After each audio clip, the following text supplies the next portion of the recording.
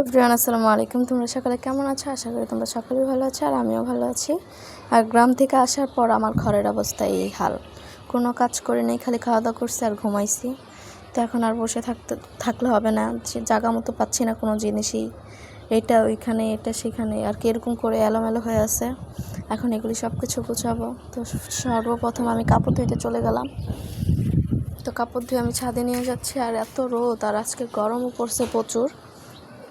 তো আমি কাপড় টাপড় দিয়ে আসার পর এই যে ওয়ারড্রোবটা গুছাবো। এখন ওয়ারড্রোব গুছানো শেষ ফাইনালি।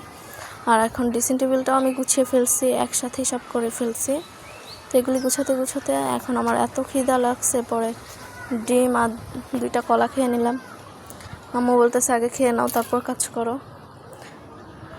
তো খাওয়া শেষে আমি ব্যাগটা ধুইতে চলে যাচ্ছি, যেহেতু এটাতে করে কাপড় টাপড় নিয়ে গেছি, এটাও ময়লা হয়ে গেছে। তো আমি কেটের এখানে বসে ব্যাগটা ধুয়ে নিচ্ছি।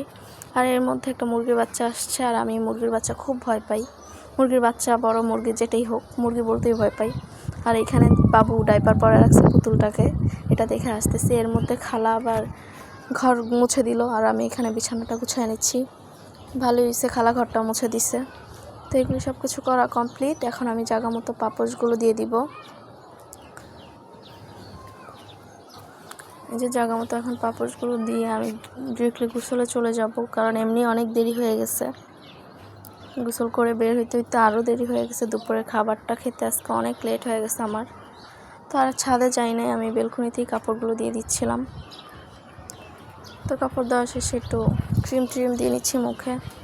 আর আজকে অনেক রোদ, আমি একটু পরপরই ঘামতেছি, গোসল করে এসেও ঘেমে গেছি, গরমও পড়ছে প্রচুর।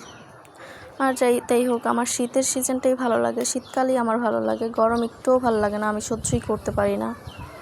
তো সব কিছু শেষ করে এখন আমি চুলগুলো শুকাবো। আর অনেক দেরি হয়ে গেছে গোসল করতে, বাইরে ওরকম রোদ বাতাস কোনোটাই নেই, এমনিই গরম, কিন্তু রোদ পড়ে গেছে যেহেতু বিকাল হয়ে গেছে।